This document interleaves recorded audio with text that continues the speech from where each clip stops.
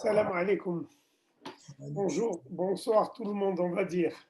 Wa alaykoum Euh, salam.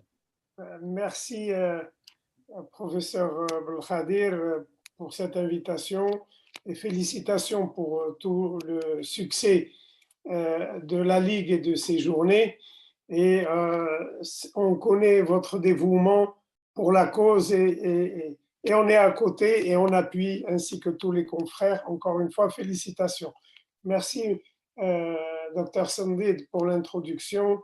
Bonsoir, Dr Hassani, et à tous les confrères. C'est un plaisir d'être là avec vous. Et aujourd'hui, pour parler d'hypertension et diabète, on va dire encore l'hypertension et le diabète, mais je voudrais que cette fois-ci, ce soit quelque chose de simple et surtout pratique, pratique, pratique. On va approcher un malade et on va s'occuper de son hypertension alors qu'il est diabétique. Alors, comment ça commencerait?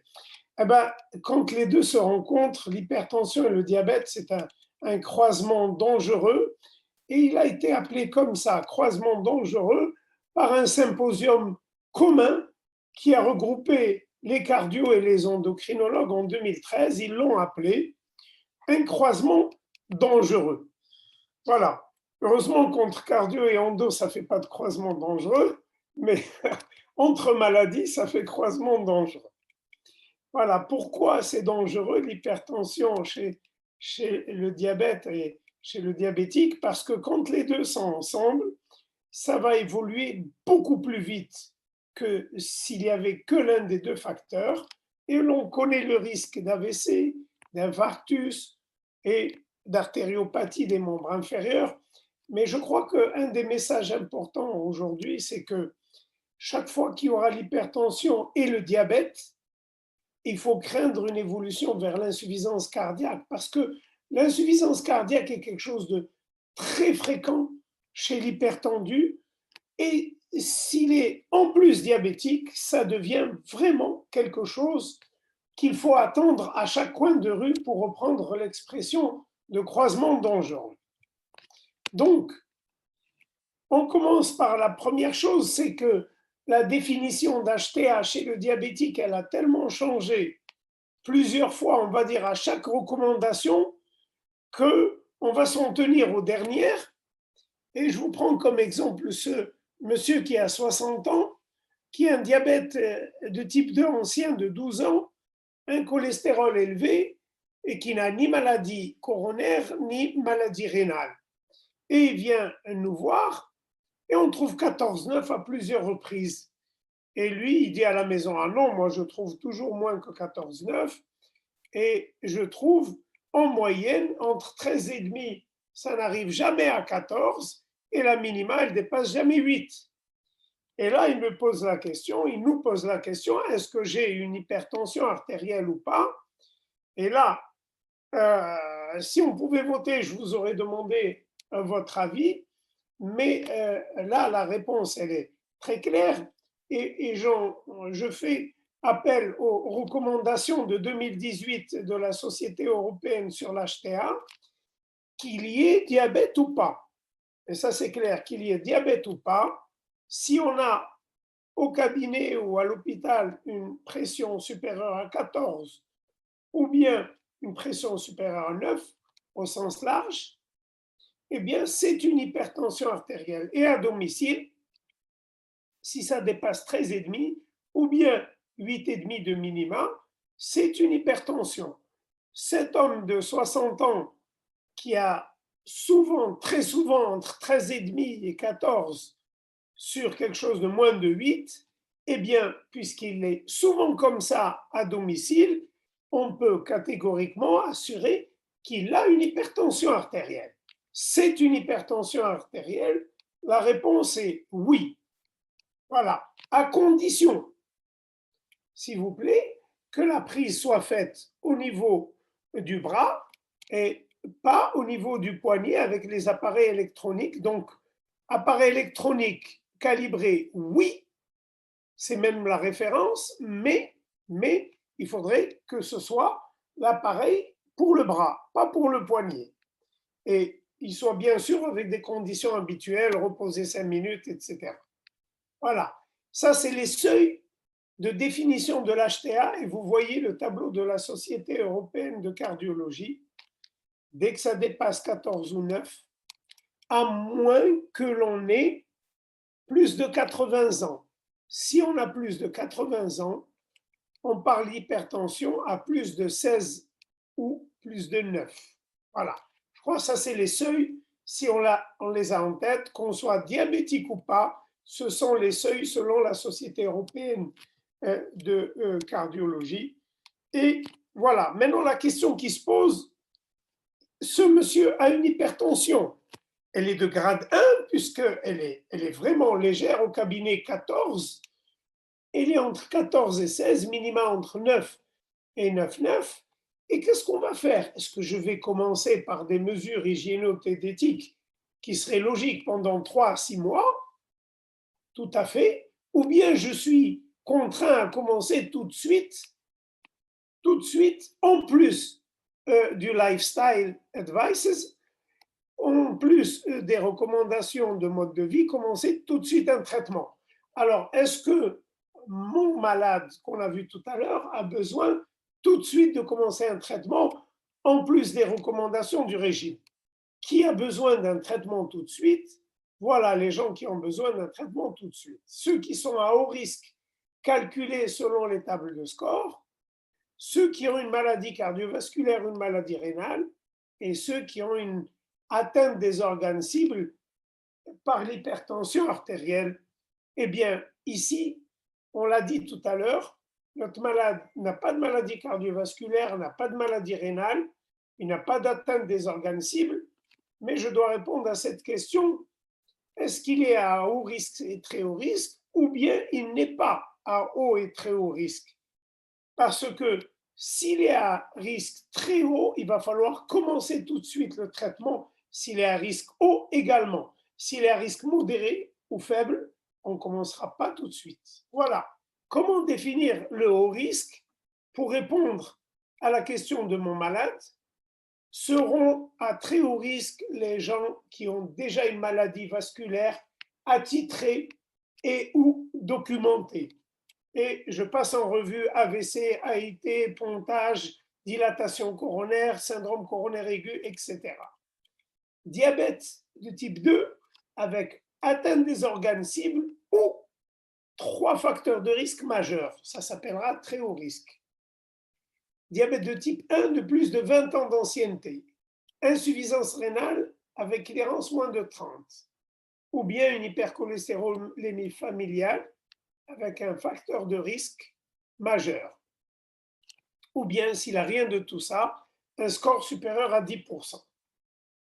Qui est à haut risque quand la tension est supérieure à 18 ou 11, quand le cholestérol total supérieur à 3,10 ou le LDL à 1,9. Ceux qui ont une hypercholestérolémie familiale, diabète de type 2 sans atteinte des organes cibles, mais plus de 10 ans d'ancienneté, ou bien avec des facteurs de risque additionnels, eh bien, on peut dire tout de suite que notre malade est ici, à haut risque. Il y a aussi l'insuffisance rénale modérée et le score entre 5 et 10. Le risque modéré, c'est les patients, on va dire entre guillemets jeunes, qui ont un diabète de type 1, qui ont moins de 35 ans, et un diabète de type 2 qui ont moins de 50 ans et qui ont moins de 10 ans d'ancienneté de diabète. Voilà. Donc notre malade, et si on se concentre sur les diabétiques, eh bien, il n'a pas d'atteinte des organes cibles, il n'a pas de diabète de type 1, il est là. Mon malade, notre malade ce soir, a un haut risque cardiaque, je dois commencer le traitement tout de suite, en plus de tous les conseils que je vais lui donner sur l'hypertension artérielle, à savoir l'exercice physique régulier, le régime hyposodé et éviter certains médicaments qui élèveraient la tension artérielle. Maintenant, c'est un peu comme en diabétologie, avant de commencer à dire quels médicaments je vais donner, on parle d'objectifs, objectifs tensionnels, jusqu'où je veux faire baisser la tension. Et là aussi, qu'on soit diabétique ou pas diabétique, c'est les mêmes objectifs pour les personnes de moins de 65 ans. Il faut baisser la tension entre 12 et 13. Sauf ceux qui ont une atteinte rénale, il faudrait qu'ils soient entre 13 et 14.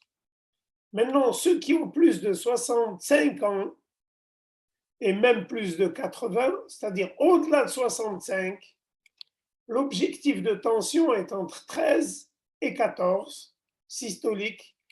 La diastolique et objectif est le même, quel que soit le terrain.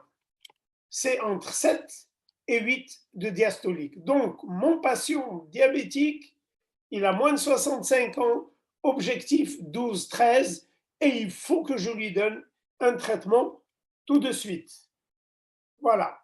Donc, dès que je parle de traitement, il y a cette diapo qui sort, qui est connue en cardio, c'est single pill combination, c'est-à-dire je dois m'efforcer à donner un comprimé, un comprimé qui regroupe 2 molécules et s'il le faut, 3 molécules. Voilà l'arbre un petit peu algorithme de l'hypertension artérielle, et on voit bien qu'on peut donner un médicament du système rénine plus un calcique ou un diurétique, et il y a quand même une petite note que j'ai encadrée. La voilà, il faut considérer la monothérapie chez les patients à faible risque de grade 1, c'est-à-dire systolique moins de 15, ou bien chez les patients qui sont âgés ou très fragiles. Voilà, ça se comprend, cette petite note, quand on a une personne au-delà de 80 ans ou une personne fragile, eh bien, baisser trop fortement avec une combinaison de 2 antihypertenseurs peut le faire baisser trop la tension artérielle et se retrouver avec une hypotension, des chutes et des complications. Mais par contre, le grade 1, c'est spécifié low risk, c'est-à-dire il faut que mon malade soit à faible risque du grade 1. Or, notre malade, il est à haut risque du grade 1. Et si on suit strictement les recommandations, eh bien, on va donner une combinaison de 2 antihypertenseurs et regardez, il est à 14. Si je donne une molécule, il peut descendre jusqu'à 12, mais par contre, si je donne 2 molécules combinées, il risque de descendre autour de 10, 11 de tension artérielle, et ça, c'est un petit peu délicat. Et même pour une personne qui est à haut risque et qui a moins de 15, bon, si on suit strictement les recos, on va donner une combinaison de 1 comprimé où il y a 2 produits. Maintenant, à nous de juger sur la personne avec le risque d'hypotension artérielle, eh bien, il se peut qu'on donne un seul produit, une seule molécule. Et à propos de ça, vous avez vu, les recos, elles parlent du système rénine plus ou le diurétique ou le calcique. Et vous voyez qu'il y a des méta-analyses qui nous disent dans le diabète, il y a une indication compelling, est-ce qu'il y a une indication formelle à utiliser le système rénine? Et au bout de la méta-analyse très importante, qui date de quelques années déjà, eh bien la conclusion, c'est que s'il n'y a pas de complications du diabète, commencer par un système rénine ou autre chose, eh bien, c'est pareil. Alors, je pensais en préparant ces diapos que ça offenserait peut-être nos amis diabétologues de commencer par autre chose qu'un système rénine, mais je me rends compte qu'en voyant les dernières recos de l'ADA 2020, eh bien, ça me soulage tellement de voir qu'entre 14 et 16, on commence un seul agent, et c'est ce que j'aurais voulu faire avec mon patient qui n'a que 14 de tension, et je crains de lui donner 2 agents d'un seul coup. Et regardez, s'il n'a pas d'albuminurie, je peux commencer par autre chose qu'un médicament du système rénine. Par contre, s'il a une albuminurie, je commencerai par un IEC ou ARA2. Et s'il a plus de 16, 2 agents, c'est classique. Voilà. Donc, à la rigueur, mes amis endocrinos, je suis très content de vos recommandations de l'hypertendu diabétique, j'allais dire presque plus que les nôtres. Bon. Deuxièmement, ce que je dois faire, s'il vous plaît, pour les patients qui ont une HTA et un diabète, surtout s'il est ancien, il vaut mieux faire une MAPA, c'est-à-dire un holter de tension des 24 heures, parce que très souvent, en physiologie, c'est comme ça, mais souvent, quand il y a une hypertension chez le diabétique, au lieu de baisser la tension en dormant, eh bien, ce qu'on constate, c'est que la nuit, elle peut monter en dormant, et le jour au cabinet, elle est bien, à la maison, elle est bien, mais c'est que la nuit qu'elle monte. C'est la particularité, on va dire, des diabétiques, des insuffisants rénaux, ceux qui consomment beaucoup de sel, et on le sait, les apnées du sommeil, l'insomniaque, bien sûr, parce qu'à la rigueur, il n'est même pas endormi, il est éveillé, ce n'est pas un sommeil. Voilà. Et regardez qu'au cours de la journée, quand il y a aussi l'augmentation de la tension liée à la cigarette, au stress, et le petit matin à l'alcool, au froid. Voilà. Donc, placez un haltère, et je vous donne comme exemple celui-là, d'un patient qu'on a vu à 60 ans et qui a ce profil tensionnel, eh bien la nuit, toute la nuit entre 22h et 6h du matin, sa tension est restée la même, elle n'a pas baissé, c'est un non-dipper. Et quand il y a un diabète et qui est non-dipper, c'est-à-dire qui ne baisse pas sa tension la nuit, eh bien, pensez à l'apnée du sommeil, et s'il n'y a pas d'apnée du sommeil, pensez à l'insuffisance thérapeutique et à majorer un traitement et à renforcer le traitement par un comprimé qui serait la nuit, puisque on a tendance à donner le traitement le matin. Troisièmement, des choses pratiques, mon malade revient me voir et il me dit j'ai de la dyspnée. Et s'il me dit j'ai la dyspnée, et je vous ai promis d'être très pratique aujourd'hui, je vous dis, s'il a une dyspnée, je prends sa tension, son écho, je fais son écho, sa fraction d'éjection est normale, eh bien, si je suis en endocrinologie, le cardio l'a vu il y a 1 mois ou 2 mois ou 3 mois, il m'a dit que sa fraction d'éjection est normale, eh bien, s'il est essoufflé, surtout si j'ai des turgescences des carotides, je fais penser à l'insuffisance cardiaque avec fraction d'éjection préservée et doser le BNP. Voilà. Parce que une personne de plus de 65 ans, obèse, hypertendue, diabétique, coronarien, elle a tous les risques de faire une insuffisance cardiaque à fraction d'éjection préservée. Maintenant, si mon malade a une dyspnée, il vient me voir, il me dit j'ai une dyspnée depuis quelques jours et sa tension est montée, j'ai un diagnostic, le premier que j'évoquerai, et croyez-moi, une fois sur deux, ça tombe juste, c'est la prise d'anti-inflammatoires. Parce que ça ne rate pas. Les anti-inflammatoires donnent une bronchoconstriction et une dyspnée et ils font monter la tension artérielle et les patients se retrouvent parfois en fibrillation auriculaire. Il faut y penser. Si sa tension n'est pas montée devant toute dyspnée chez un hypertendu, je penserai à la maladie coronaire et je vais faire les examens et qui s'imposent et en l'occurrence, j'ai le choix qui va du scanner coronaire quand la probabilité est faible, mais chez mon diabétique qui a une dyspnée et que je pense avec l'hypertension, je pense fortement à la maladie coronaire, j'irai plutôt vers un test d'ischémie comme une scintigraphie myocardique ou encore je penserai à faire une échographie de stress. Voilà. Et là, c'est un petit schéma qui nous rappelle quand il y a une faible probabilité de maladie coronaire, on peut faire un coroscanner, mais par contre, quand la probabilité est assez forte, comme ici, on fera un test d'ischémie. Et je terminerai par ça en disant, attention, on n'oublie pas la dyslipidémie chez mon hypertendu, parce que s'il y a diabète, hypertension et qu'on ne corrige pas le risque lié au cholestérol, ça va être la catastrophe. Et vous connaissez, pour ce haut risque, il faut baisser le LDL à moins de 0,7. S'il était à très haut risque, ce serait 0,55. Risque modéré à moins de 1. Et ici, à moins de 1,16 si le risque est très faible. Voilà, je termine ma dernière diapo. C'est juste pour dire, si on fait très attention, si on fait tout ce qu'il faut en mode de vie et lifestyle, et si on suit bien les recommandations, on fera tout pour éviter l'accrochage entre l'hypertension et le diabète. Merci.